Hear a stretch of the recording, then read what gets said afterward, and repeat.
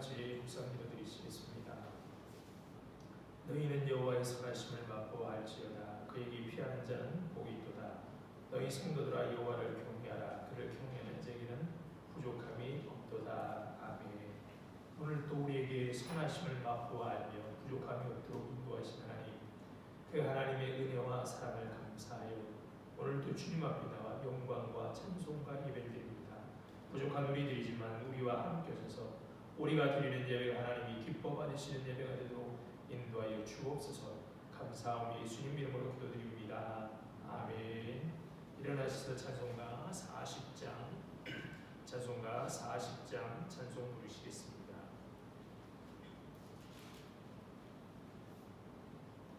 찬송으로 보답할 수 없는 큰 사랑, 주님께 영광 할렐루야.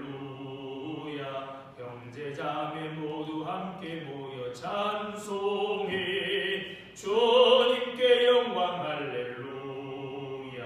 하나님의 자녀여 크게 찬송 부르며 밝고 거룩한 길로 기쁨으로 나아가 주의 보좌 앞으로 속히 들어가겠네. 주님께 영광 할렐루야. 우리 받은 주님 노래할 양 없도다. 주님께 영광 할렐루야. 기쁜 찬송 부르면서 천국 가겠네. 주님께 영광 할렐루야. 하나님의 자녀여 크게 찬송 부르며 밝고 거룩한 길로 기쁨으로 나아가 주의 보좌 앞으로 속히 들어가겠네. 주님께 영광 할렐루야. 잠시 후에 우리 모두 주를 보겠네. 주님께 영광 할렐루야. 영광스런 보좌 위에 거룩하신 주, 주님께 영광 할렐루야.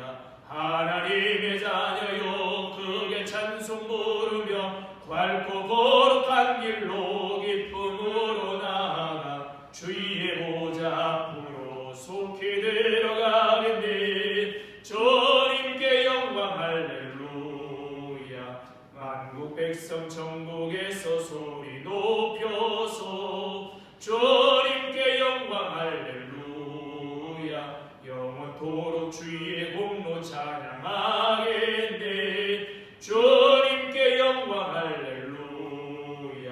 하나님의 자녀여 크게 찬송 부르며 밝고 거룩한 길로 기쁨으로 나아가 주의 보좌 앞으로 속히 들어가겠네. 주님께 영광 할렐루야. 성시 교독하시겠습니다. 교독문 59번입니다.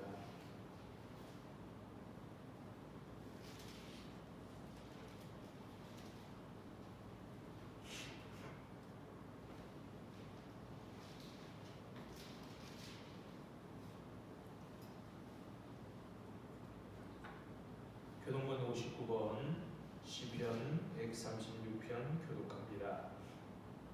여호와께 감사하라. 그는 선하시며 그 인자하심이 영원하미로다. 신들 중에 뛰어난 하나님께 감사하라. 그 인자하심이 영원하미로다. 주들 중에 뛰어난 주께 감사하라. 그 인자하심이 영원하미로다. 홀로 큰 기이한 일들을 행하시는 이에게 감사하라. 그 인자하심이 영원하미로다. 지혜로 하늘을 지으신 이에게 감사하라. 그 인자하심이 영원하미로다. 땅을 물 위에 펴신 이에게 감사하라. 그 인자하심이 영원하미로다. 큰 빛들을 지으신 이에게 감사하라. 그 인자하심이 영원하미로다. 때로 낮을 주관하게 하신 이에게 감사하라. 그 인자하심이 영원하미로다. 달과 별들로 밤을 주관하게 하신 이에게 감사하라. 그 인자하심이 영원하미로다. 애굽의 장자를 치신 이에게 감사하라. 그 인자하심이 영원하미로다. 이스라엘을 그들 중에서 인도하여 내신 이에게 감사하라. 그 인자하심이 영원하미로다. 강한 손과 펴신 팔로 인도하여 내신 이에게 감사하라. 그 인자하심이 영원합니다. 아멘. 다 같이 사도신경하심으로 신앙 고백하시겠습니다. 전능하사 천지를 만드신 하나님 아버지를 내가 믿사오며 그 외아들 우리 주 예수 그리스도를 믿사오니 이는 성령으로 잉태하사 동정녀 마리아에게 나시고 본디오 빌라도에게 고난을 받으사 십자가에 못 박혀 죽으시고 장사한 지 사흘 만에 죽은 자 가운데서 다시 살아나시며 하늘에 오르사 전능하신 하나님 우편에 앉아 계시다가 저리로서 산자와 죽은 자를 심판하러 오시리라. 성령을 믿사오며 거룩한 공회와 성도가 서로 교통하는 것과 죄를 사하여 주시는 것과 몸이 다시 사는 것과 영원히 사는 것을 믿사옵나이다. 아멘. 자리에 앉으셔서 찬송가 446장 찬송가 446장 찬송 부르시겠습니다. 좀 성회는 참 기쁨 없도다. 날 사랑하신 주 늘 계시옵소서. 기쁘고 기쁘도다. 항상 기쁘도다. 나 주께 왔사오니 복 주옵소서. 나 주께 왔으니 복 주시옵소서. 주 함께 계시며 큰 시험이 이기네. 기쁘고 기쁘도다. 항상 기쁘도다. 나 주께 왔사오니 복 주옵소서. 주 떠나가시며 내 생명 헛되네. 기쁘나 슬플 때 늘 계시옵소서. 기쁘고 기쁘도다. 항상 기쁘도다. 나 주께 왔사오니 복 주옵소서. 주 떠나가시며 내 생명 헛되네. 기쁘나 슬플 때 늘 계시옵소서. 기쁘고 기쁘도다. 항상 기쁘도다. 나 주께 왔사오니 복 주옵소서. 괴괴한 언약을 이루어 주시고 주 명령 따를 때 늘 계시옵소서. 기쁘고 기쁘도다. 항상 기쁘도다. 나 주께 왔사오니 복 주옵소서.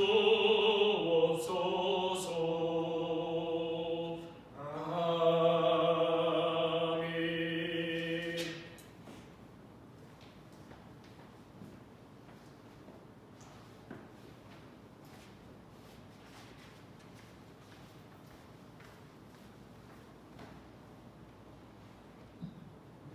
사랑과 은혜가 넘쳐나신 하나님, 오늘도 우리를 모으시고 하나님 앞에 예배하게 하시니 참 감사드립니다.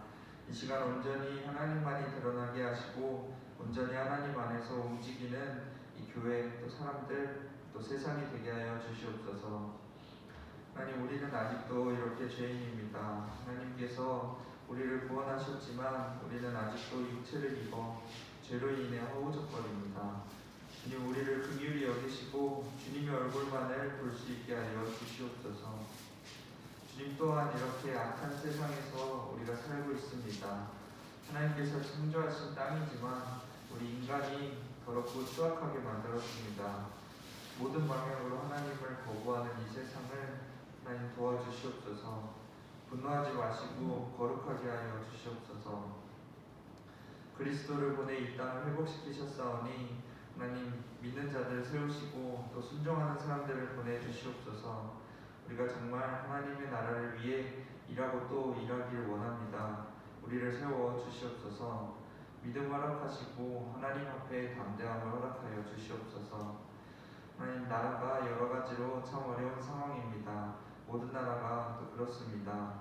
주님, 이 때를 그냥 두지 마시고 하나님의 영광이 드러나는 귀한 때로 사용하여 주시옵소서. 또한 곧 그리스도의 성탄을 기념하는 성탄절입니다. 하나님, 우리에게 베푸신 사랑을 우리가 기억하게 하시고 이 날로 인해 많은 이들이 예수님을 더 알고 나아갈 수 있도록 하여 주시옵소서. 이제 말씀 듣습니다. 하나님, 우리가 하나님의 말씀을 듣는 것은 그 무엇보다도 하나님을 알고 순종하기 위함입니다. 주님, 우리를 도와주시옵소서. 말씀 전하신 목사님을 도우시고 또 도우셔서 하나님의 말씀이 온전하고도 넓게 선포되게 하여 주시옵소서. 항상 감사드리며 예수님의 이름으로 기도드립니다. 아멘.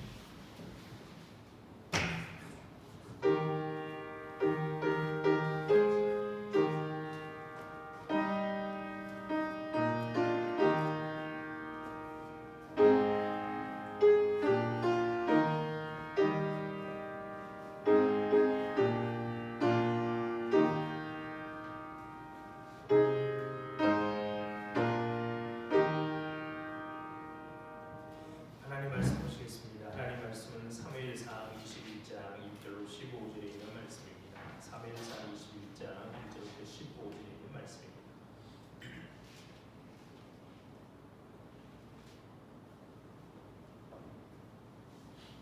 자, 주제 열고 제가 사무엘상 21장 1절부터 15절 말씀 읽겠습니다. 다윗이 노베 가서 제장 아히멜렉에게 이르니 아히멜렉이 떨며 다윗을 영접하여 그에게 이르되 어째 내가 홀로 있고 함께하는 자가 아무도 없느냐 하니 다윗이 제장 아히멜렉에게 이르되 왕이 내게 명령하고 이르시기를 내가 너를 보내는 것과 내게 명령한 일은 아무것도 사람에게 알리지 말라 하시기로 내가 나의 소년들을 이러이러한 곳으로 오라 말하였나이다. 이제 당신의 수중에 무엇이 있나이까? 떡 5덩이나 무엇이나 있는 대로 내 손에 주어서 하니 제사장이 다윗에게 대답하여 이르되 보통 떡은 내 수중에 없으나 거룩한 떡은 있나니 그 소년들이 여자를 가까이만 하지 아니하였으면 주리라 하는지라. 다윗이 제사장에게 대답하여 이르되 우리가 참으로 3일 동안이나 여자를 가까이 하지 아니하였나이다. 내가 떠난 길이 보통 여행이라도 소년들의 그릇이 성결하겠거든. 하물며 오늘 그들의 그릇이 성결하지 아니하겠나이까 하며 제사장이 그 거룩한 떡을 주었으니 거기는 진설병 곧 하나님 앞 여호와 앞에서 물려낸 떡밖에 없었습니다. 이 떡은 더운 떡을 드리는 날에 물려낸 것이다. 그날에 사울의 신하 한 사람이 여호와 앞에 머물러 있었는데 그는 도일이라 이름하는 에돔 사람이요 사울의 목자장이었더라. 다윗이 아히멜렉에게 이르되 여기 당신의 수중에 창이나 칼이 없나이까? 왕이 이 급함으로 내가 칼과 무기를 가지지 못하였나이다 하니 제사장이 이르되 내가 엘라 골짜기에서 죽인 블레셋 사람 골리앗의 칼이 고작에 쌓여 에봇 뒤에 있으니 내가 그것을 가지려거든 가지라. 여기는 그것밖에 다른 것이 없느니라 하는지라. 다윗이 이르되 그 같은 것이 또 없나니 내게 주소서 하라. 그날에 다윗이 사울을 두려워하여 일어나 도망하여 가드 왕 아기스에게로 가니 아기스의 신하들이 아기스에게 말하되 이는 그 땅의 왕 다윗이 아니니까 우리가 춤추며 이 사람의 일을 노래하며 이르되 사울이 죽인 자는 천천히요 다윗은 만만히로다 하지 아니하나이까 하더라.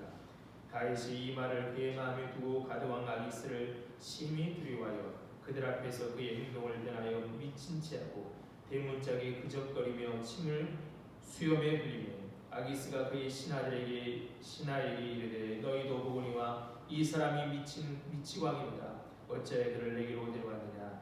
내게 미치광이가 부족하여서 너희가 이 자를 데려다가 내 앞에서 미친 짓을 하게 하느냐? 이 자가 어찌 내 집에 들어오겠느냐 하니라.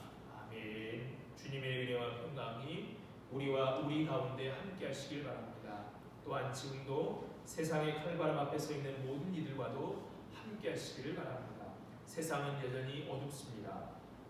우리 마음의 풍경도 마찬가지입니다. 목요일은 밤이 가장 길다는 동지입니다. 동지 무렵에 성탄이 있다는 것이 의미심장합니다. 주님은 어둠을 밝히는 빛으로 우리 가운데 오고 계십니다. 이때쯤이면 한 번쯤 부르는 생각나는 찬송가 고도소서 임마누엘의 3절에 가서는 이렇습니다. 고도소서 소망의 주 만백성 한마음 이루어 시기와 분쟁 없애고 참 평화 채우소서. 기뻐하라 이스라엘 곧 오시리라 오 임마누엘. 오소서라는 간구와 오시리라는 미래의 영원사에 담긴 기도의 내용이 절실합니다. 만백성이 한마음을 이루도록 우리를 사로잡고 있는 시기심과 분쟁을 없애시어 참 평화를 맛보게 해달라는 청원입니다. 어둠이 지극하기에 우리는 더욱 이 찬양을 드릴 수밖에 없습니다. 성탄이 다가오면 기억해야 할 사람 가운데 하나가 마리아입니다. 마리아는 갈릴리 나사렛 동네의 평범한 여성이었습니다. 하나님은 누구도 주목하지 않았던 이 여성을 통해 구원의 새로운 장을 여셨습니다. 가브리엘 천사가 마리아에게 했던 인사말 속에 하나님의 구원의 신비가 고스란히 담겨 있습니다. 은혜를 받은 자여 평안할지어다. 주께서 너와 함께 하신다.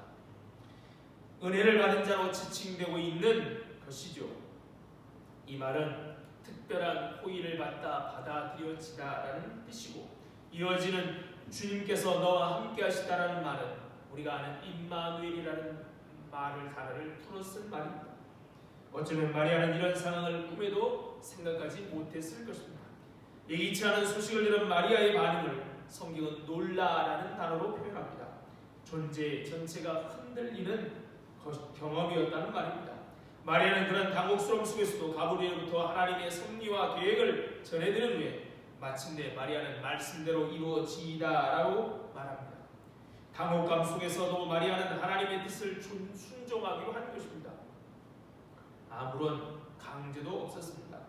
거절할 수도 있었지만 마리아는 하나님의 계획을 받아들였습니다. 이후에 벌어질 일을 생각한다면 차마 받아들이기 어려운 일이었습니다.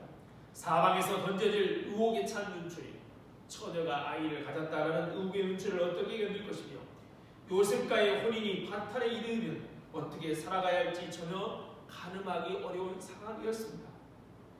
아무런 보상도 없는 길을 마리아는 받아들였습니다. 하나님의 뜻을 받아들여 기름 부음 받은 다윗도 사울의 시기와 중호의 또 고난이 계속 이어질지는 아마 생각지 못했을 것입니다. 다윗은 이전까지는 그래도 사울왕이 설마 자기를 죽일까라고 믿지 않았겠습니까? 속으로는 그래도 내 장인인데 내가 뭐 잘못한 게 없는데, 아마 악령이 들어서, 장인이 악령이 들어서 그러신 거겠지. 내가 조금만 더 하고 시간이 좀 더 지나면 풀릴 거라는 식으로 생각했을지 모릅니다. 그러나 이제 다윗은 요나단을 통해서 사울의 마음을 확인했습니다. 다윗을 죽이고 작정한 것을 확인했습니다. 그래서 살기에 다윗은 일어나 도망합니다. 한때 골리앗을 죽인 이스라엘의 영웅, 그리고 이스라엘 군대의 천부장, 왕의 사이라는 자리도 모두 뒤로한 채 목숨을 걸고 광야 속으로 떠나야 했습니다. 물론 이 광야, 이 도움의 도망은 다윗이 원해서 선택한 것이 아닙니다. 이 광야 생활, 물론 광야는 다윗이 선택한 것이 아닙니다. 광야 생활이 정확한 기간도 알 수 없지만 결코 짧은 기간이 아닙니다. 나이 30일에서 헤브론에서 유다 왕으로 기름 부음 받은 데까지 적어도 다윗은 청년의 시절을 광야에서 도망자로 살아 있었습니다. 광야 생활을 시작한 것, 도망자로 살기로 시작한 것은 어쩔 수 없는 상황이었지만 다윗이 결정이고 다윗의 선택입니다. 그러나 성경은 그렇게 단편적으로만 이해하지 않고 그것은 하나님의 선택하신 과정이었음을 우리에게 보여줍니다. 우리 인생으로 들어가려면 애쓰지 않아도 들어가게 되는 곳이 있습니다. 바로 광야, 고난의 광야입니다. 하나님께서는 하나님의 사람들을 훈련시키는 현장도 학교도 광야입니다. 아브라함의 광야는 고향과 친척과 아버지 집을 떠난 가나안이었습니다. 요셉에게도 애굽이라는 광야가 필요했습니다. 모세를 준비시키고 하나님은 그를 바로 궁에서 왕궁에서 이끌어내어 미디안 광야로 목자로 40년을 살도록 하셨습니다. 욥과 같은 사람에게도 고난이라는 광야가 있었습니다. 그들은 이 광야에서 철저하게 홀로됨을 경험하였습니다. 하나님께서 우리 인생의 어떤 환경과 상황을 통해서는 이런 광야가 있다고 하는 것은 사실 우리의 선택이라기보다는 우리가 어쩔 수 없이 선택이지만 우리의 선택이라기보다는 하나님의 선택이라고 봐야 합니다. 비록 우리의 실수와 우리의 잘못된 선택이 있었다 할지라도 말입니다. 여기서 우리는 우리의 실수조차도 하나님의 목적을 위해서 유익하게 쓰시는 하나님의 전능하신 능력에 감탄하지 않을 수 없습니다. 그렇죠? 우리가 실수로, 우리가 잘못으로 또는 우리가 오해로 그렇죠? 광야의 길을 선택하고 갈 수밖에 없을지라도 사실은 그것이 하나님을 알도록 하나님의 목적을 유익하게 쓰시는 하나님의 전능하신 능력을 경험하도록 하시는 과정인 것이죠. 아무런 준비도 없이 일어나 도망한 다윗이 제일 처음 들린 곳은 노브이었습니다. 예루살렘과 기브아 사이에 있다고 추정되는 노브는 하나님께 예배드리는 성수와 제사장 80여 명 이상의 제사장이 모여 사는 공동체가 있었습니다. 아직 솔로몬 전이니까 성전이었고요. 성막이 이동하는 성막이 있었는데 이동해 가는 도중에 하나가 이 노브이라는 땅이었다는 것이죠. 이 노브의 제사장 아히멜렉은 실로에 있던 성소의 대제사장이었던 엘리의 후손이었습니다. 아히멜렉은 아직 사울이 다윗을 잡아 죽이라는 명령을 내렸는지 알지 못하고 있는 것 같습니다. 다만 다윗이 거인 골리앗을 죽이고 무수히 많은 블레셋 군인을 죽인 용맹한 장수로 평상시에 군대를 거느리고 왔는데 오늘은 아무런 예고도 없이 홀로 나타났으니 무슨 일인가 생각하고 아히멜렉은 깜짝 놀랍니다. 오늘 보면 1절에 성경은 이렇게 말해주죠. 아히멜렉이 떨며 다윗을 영접하여 그에게 이르되 어찌하여 내가 홀로 있고 함께하는 자가 아무도 없느냐. 다윗은 자신이 도망자가 되었다는 것과 노브에 나타났다는 것을 발각되지 않기 위해서 아히멜렉에게 거짓말을 합니다. 왕의 비밀 업무를 수행하기 위해 홀로 은밀히 움직이고 있으니 또 자신을 따르는 젊은이들은 부하들은 모처에서 만나려 했다라고 둘러댑니다. 이런 다윗의 모습을 성경은 숨기지 않습니다. 동시에 도덕적 판단도 내리지 않습니다. 우리는 이것을 어떻게 해석하고 어떻게 적용해야 할까요? 거짓말은 당연히 좋지 않습니다. 다윗이 이렇게 한 것 때문에 나중에 끔찍한 일이 벌어집니다. 그 노베에 있던 제사장들이 다 죽게 되지요. 그러므로 우리는 어떤 경우에도 거짓말을 정당화시킬 수는 없습니다. 성경 우리에게 이런 상황이 되면 다윗처럼 둘러대며 거짓말을 하라라는 것을 보여주기 위함이 아닙니다. 다윗과 같이 위대한 믿음의 사람, 하나님이 인정한 사람, 하나님의 마음에 합한 사람도 급박한 상황이 닥치면 이렇게 무너질 수 있음을 보여줍니다. 그 누구도 완벽한 사람은 아무도 없습니다. 하나님이 인정한 사람 다윗조차도 결코 안전한 사람이 아니라 불안전한 사람이라는 것을 보여줍니다. 다윗도 우리와 똑같은 연약한 사람입니다. 그런데 성경은 그렇게 다윗이 연약하지만 하나님의 선한 뜻이 이루어지는 것을 보여주는 것이죠. 사람이 악을 행하더라도 하나님의 하나님의 계획이 이루어짐을 보여주는 겁니다. 다윗은 비밀 업무 수행 중이라는 거짓말을 불러대고는 아히멜렉에게 먹을 것이 있으면 달라라고 요청합니다. 도망자 다윗에게 제일 중요하고 필요한 것은 식량이었습니다. 다윗의 이러한 요청에 아히멜렉은 마침 평상시 먹던 떡은 없지만 거룩한 떡, 즉 진설병이 있다고 말합니다. 진설병은 말 그대로 성소 안에 진설 내어놓는 떡이지요. 이 12덩이로 되어 있는 떡이 좀 큽니다. 이 진설병은 12개니까요. 이스라엘 공동체를 뜻하는 거고 또 하나님의 언약을 상징합니다. 하나님께 드리는 음식에 해당하니 4개는 이렇게 분명히 말합니다. 이 떡은 아론과 그의 자손에게 돌리고 그들은 그것을 거룩한 것을 먹을지니라. 제한 주지요. 아론과 그의 자손, 즉 제사장만 먹고 장소도 특별한 장소에서만 먹으라는 겁니다. 그러나 제사장 아히멜렉은 다윗과 그 소년들의 궁궐 처지를 보고 이 조치를 무시하고 최소한의 요구 상황만 말합니다. 여자들을 가까이 하지 않았다면, 그러자 다윗이 여자를 가까이 안고 성결하다고 하자 그 진설병 12덩이를 내주죠. 이 안식일마다 새로운 떡을 넣으니까 아마 안식일 날이나 안식일 다음 날쯤 되겠죠. 안식일. 다윗과 그 일행이 제사장만 먹을 수 있는 떡을 먹은 사건은 나중에 우리 주님이 인용하십니다. 예수의 제자들이 안식일에 밀밭을 지나며 손으로 곡식을 비벼서 먹었습니다. 아마 제자들이 시장했던 모양입니다. 그런데 안식일에는 먹을 것을 밭에서 수확하거나 음식을 만들어서는 안 됩니다. 그래서 바리새인들은 예수님 일행이 안식일에 율법을 어겼다라고 비난합니다.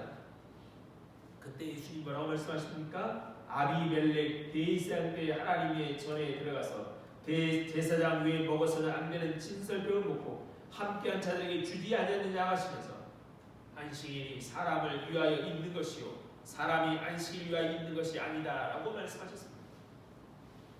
이는 율법이 사람을 위해 있는 것이지 사람이 율법을 위해서 있지 않다는 말씀과 같습니다. 사실 안식이나 모든 제도는 사람을 위해 하나님이 만드셨습니다. 그런데 그 제도가 사람의 생명이나 인권을 위협한다면 폐기되거나 우선순위에 밀립니다.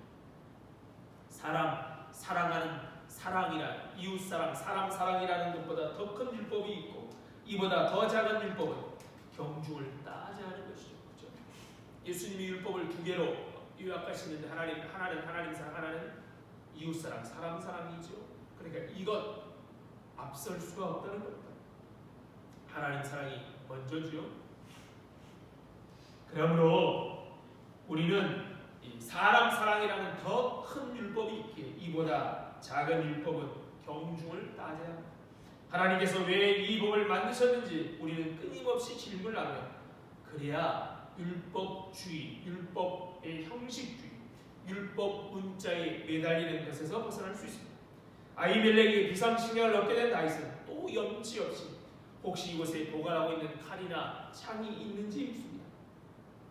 왕의 명령이 흑바에서 자기가 서둘러 나오는 바람에 칼과 다른 무기들을 가져오지 못했다라고 거짓말을 불러대며 말합니다. 어쨌든 여기 성수 아닙니까?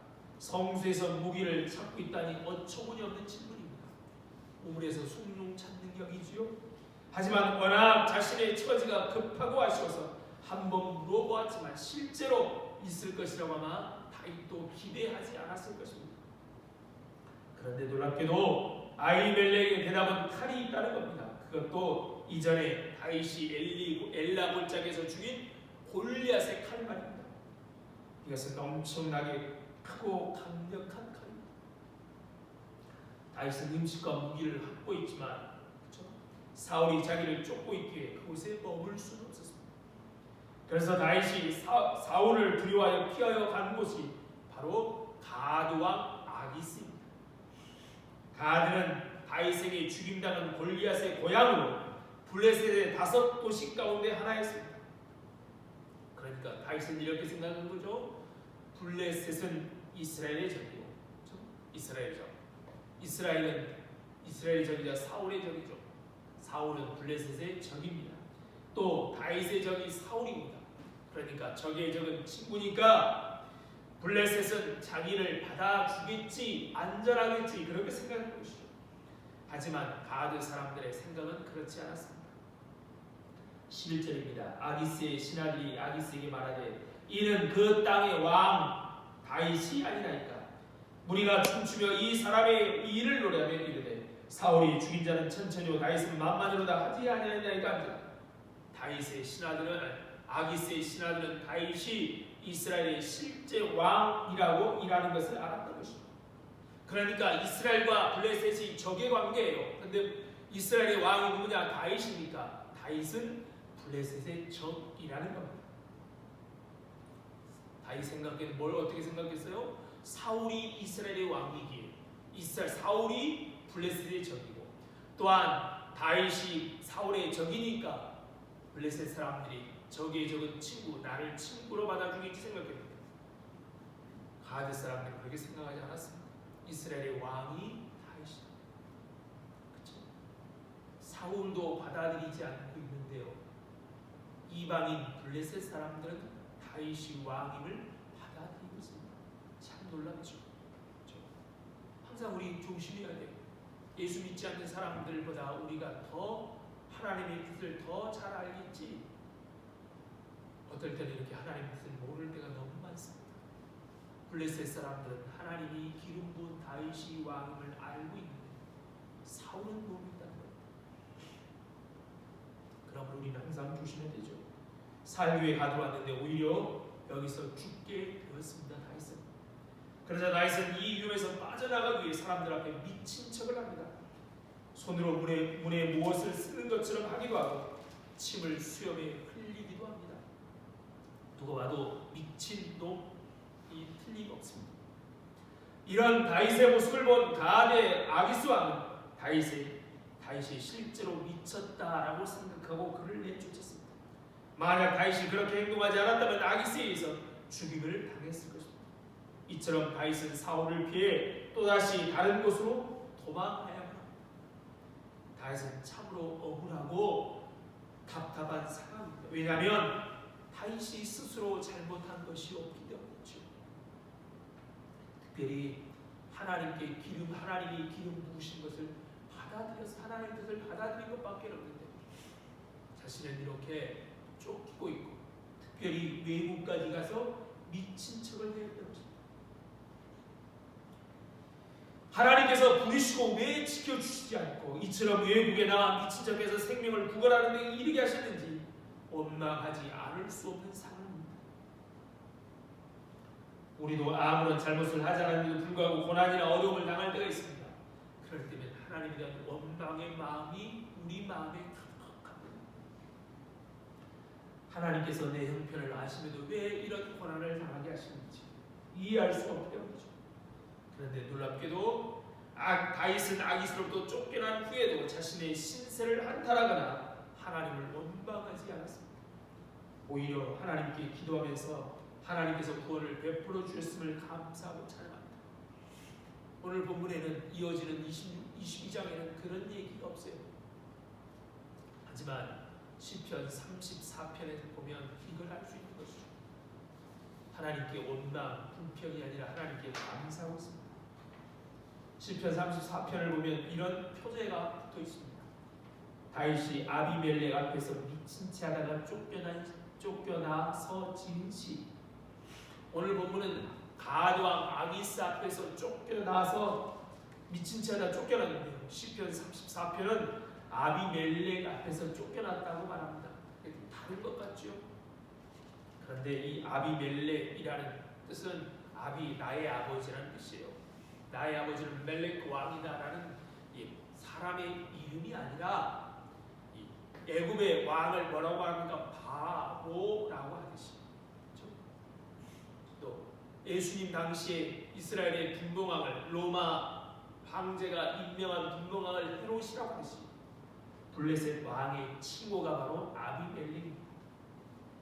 그래서 시편 34편은 아기스를 가드 왕이니까 아비멜렉이라고 부를 수 있는 것이죠. 이렇게 보면 시편 34편은 다윗이 아기스 왕 앞에서 미친 채 하다가 쫓겨난 후에 그 경험을 통해 배우게 된 것을 고백한 시라고 할 수 있습니다. 그런데 시편 34편을 보면 하나님에 대한 원망이나 자기 형편의 답답함을 전혀 찾아볼 수 없습니다. 신세를 한탄하거나 하나님을 원망함이 하나도 없습니다. 오히려 다윗이 하나님을 찾고 기도할 때 하나님께서 응답해 주셨고 자신이 구원받았음을 감사하고 있습니다. 무엇보다도 다윗은 시편 34편에서 고난을 통해 얻게 된 유익을 세 가지로 고백합니다. 첫째는 고난을 통해 하나님을 찾게 되었다는 겁니다. 시편 34편 8절에서 다윗은 이렇게 고백합니다. 너희는 여호와의 선하심을 맛보아 알지어다. 그에게 피하는 자는 복이다. 다윗은 하나님께 피하는 자가 복이 있다고 말합니다. 사실 다윗은 사울을 피하여 블레셋 아기스 왕에게 갔습니다. 자신이 생각할 때 그것이 가장 안전하다라고 생각한 것이죠. 그래서 간 곳이 가장 안전한 곳이 아니었습니다. 오히려 죽을 위험에 빠졌습니다. 그래서 겨우 미친 척하고 죽음에서 빠져나올 수 있었습니다. 이 일로 다윗이 분명하게 깨달은 것이 있었습니다. 그것은 이 세상에 안전한 곳은 하나 어디에도 없다라는 겁니다. 오직 한 곳 하나님 뿐만이 안전함을 깨달았던 것이죠.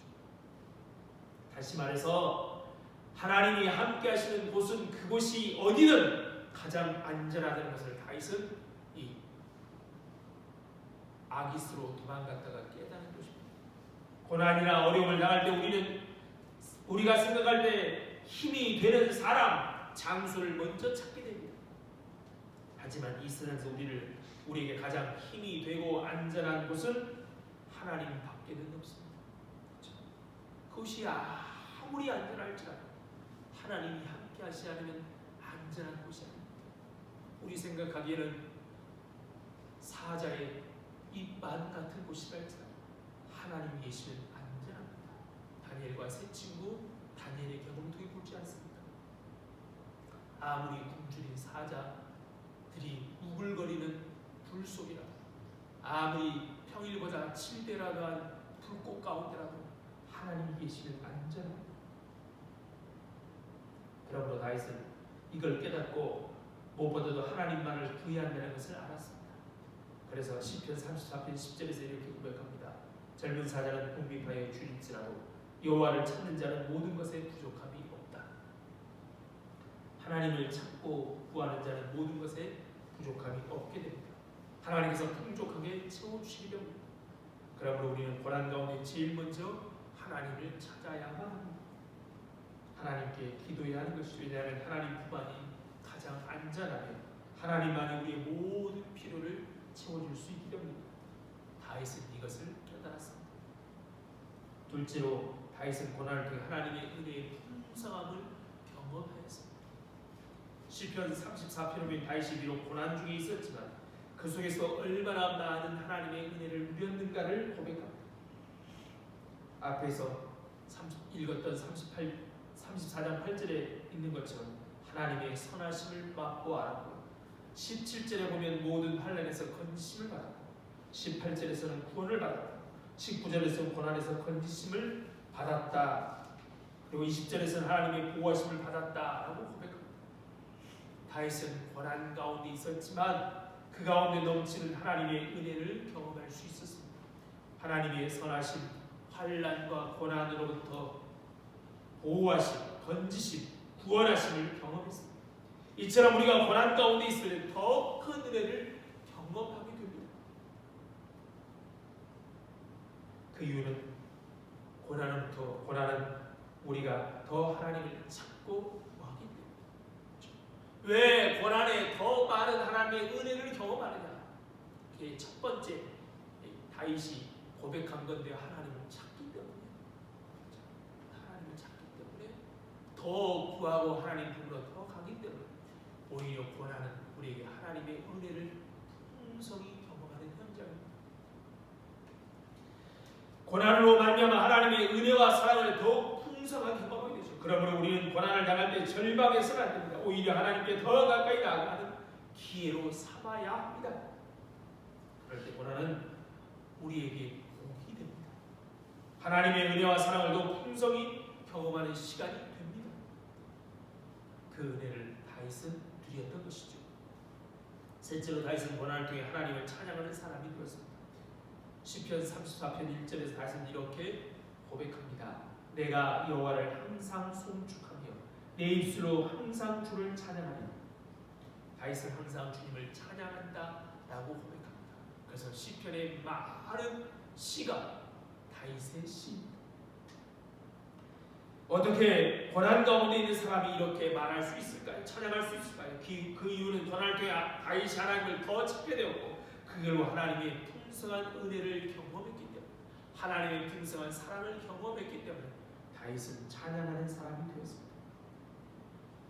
이런 하나님의 은혜와 사랑을 경험하니까 다윗은 앞으로도 또한 하나님께서 책임져 주실 것을 확신한 것이죠. 이 아기스 앞에서의 다윗의 경험은 진짜 죽을 것이라고 생각했습니다. 그런데 하나님이 구해 주셨습니다. 그러니까 앞으로 또 다른 어려움을 만나겠지만 하나님이 반드시 구해 주실 것을 확신하게 되는 것이죠. 그렇기 때문에 찬양하는 겁니다. 당장 눈앞에 있는 현실은 여전히 어둡고 힘들고 어렵고 답답하지만 이것이 끝이 아니라 하나님께서 우리를 보호하시고 복된 길로 인도할 것을 다윗은 확신합니다. 그렇기 때문에 항상 찬송한다라고 고백합니다. 고난을 만나면 이게 막다른 길 같아요. 더 이상 길이 없는 것 같이 보입니다. 그런데 우리 길 대신 예수님은, 길 대신 우리 하나님, 우리에게 새로운 길로 우리를 인도하시죠. 그러니 찬양하는 겁니다. 찬양은 감사와 마찬가지로 우리의 신앙 고백입니다. 찬양할 이유가 있어야 찬양하는 것이 아니라 하나님을 믿고 하나님이 우리의 삶을 인도해 주실 것을 믿기에 확실하게 찬양하는 겁니다. 다윗은 고난을 통과하면서 이처럼 하나님의 인도하심을 확실히 믿게 되었고 그래서 항상 찬양하겠다라고 고백하는 겁니다. 고난의 광야에서 하나님의 선하심을 경험하고 맛보고 알게 된 다윗은 하나님이 우리의 피난처이심을 고백합니다.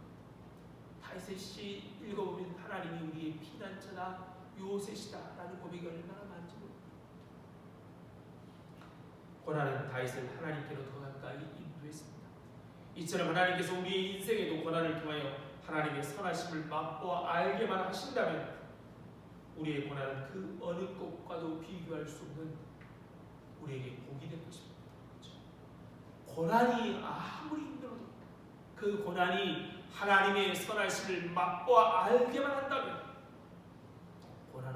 그 고난은 어떤 복과도 비교할 수 없는 복이라는 겁니다. 비록 성공이 아니라 실패, 올바른 결정이 아니라 잘못된 결정을 했다 할지라도 말입니다. 하나님을 사랑하는 자에게 모든 것이 합력하여 선을 이루게 하시는 것이 바로 하나님의 말로 다 할 수 없는, 이해할 수도 없고 표현할 수도 없는 하나님의 선하심입니다. 그러므로 어떤 형편이든지 그 선하신 하나님만을 신뢰하고 하나님께 나아가고 하나님께 기도하고 하나님만 의지하고 하나님만 찬송하시는 귀한 복된 여러분 우리 모두가 되기를 바랍니다. 참 좋으신 하나님 은혜와 사랑을 감사합니다. 오늘도 하나님의 선하심을 맛보아하도록 때로는 복된 길로 때로는 고난의 길로 인도하시며 그래서 하나님을 온전히 신뢰하고 하나님을 높이도록 우리를 인도해 주심을 감사드립니다. 우리는 멀리 보지 못하고 우리는 또한 깊이 헤아리지 못해서 어려움을 만날 때마다 원망하고 불평하고 좋은 일을 만날 때마다 우리 욕심은 한없이 커지는 어리석은 우리들입니다. 이런 우리들에게 하나님 어떤 상황에서도 하나님을 찾을 수 있도록 하나님의 선하심을 맛볼 수 있도록 역사하셔서 평생 주님만 찬양하며 살아갈 수 있도록 인도하여 주옵소서. 이렇게 한 해를 마무리해가는 시간입니다. 한 해를 돌아볼 때 순간순간 얼마나 힘들고 복잡하고 답답한 일을 만났는지 모릅니다. 그러나 이렇게 시간을 지나고 보니까 하나님의 인도하셨음을 감사드립니다. 주님이 그때그때마다 함께해 주시고 그때그때마다 돕는 손길들을 허락하셔서 하나님 이렇게 2020년들을 마무리하는 시간까지 인도해 주시길 감사드립니다. 아버지 앞으로 남은 2022년도 새롭게 시작할 2023년도에도 어떤 일이 있을지 모르겠지만 합력하여 선을 이루시는 하나님을 온전히 신뢰하고 믿음으로 한 걸음 한 걸음 나아갈 수 있도록 역사하여 주옵소서. 감사하며 예수님 이름으로 기도드립니다. 아멘. 찬송가 217장 찬송가 217장 찬송 부르시면서 부르시겠습니다.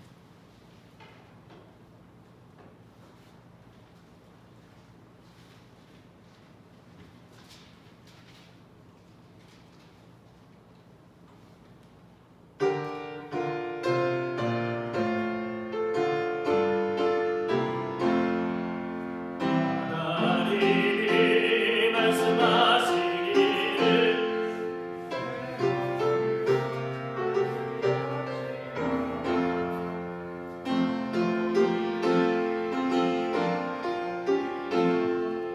기쁘게 날 항상 거지하라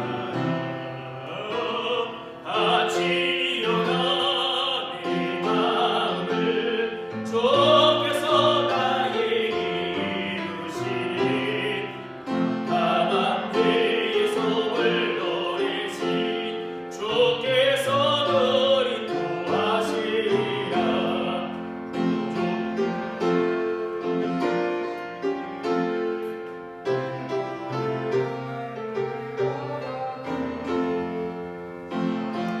죄에서 벗어나면 나지 널 원하겠느냐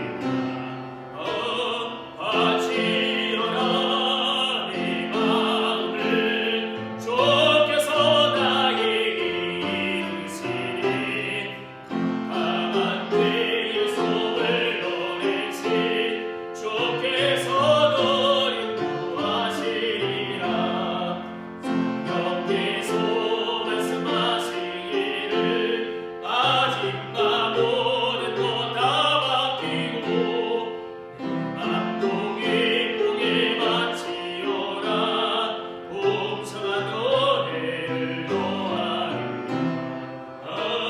바치어라 내 마음을 주께서 나에게 이르시니 다만 그의 속을 노리시 주께서 너를 구하시리라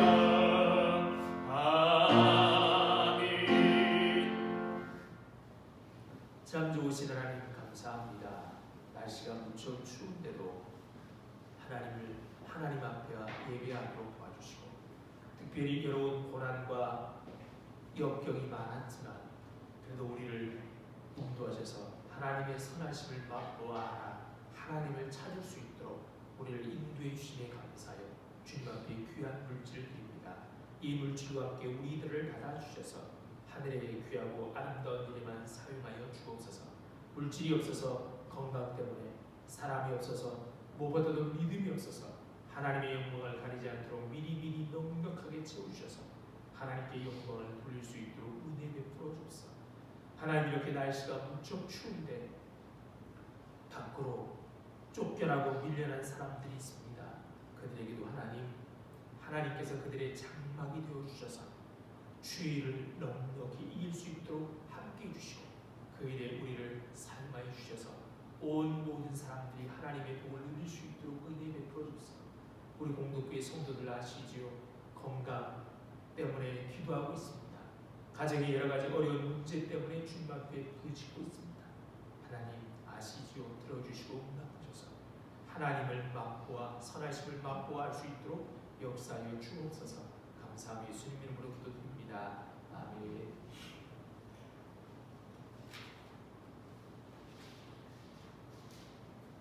알려드립니다. 다음 주는 크리스마스입니다. 성탄절인데요. 그래서 다음 주일에는 새벽 예배가 있습니다. 다시 말했으니까 여러분 아시고 같이 와서 우리 축하하기를 바랍니다. 자리에 일어나서 인사하시겠습니다. 반갑습니다. 반갑습니다. 사랑합니다. 사랑합니다. 축복합니다. 축복합니다. 행복하십시오. 행복하십시오.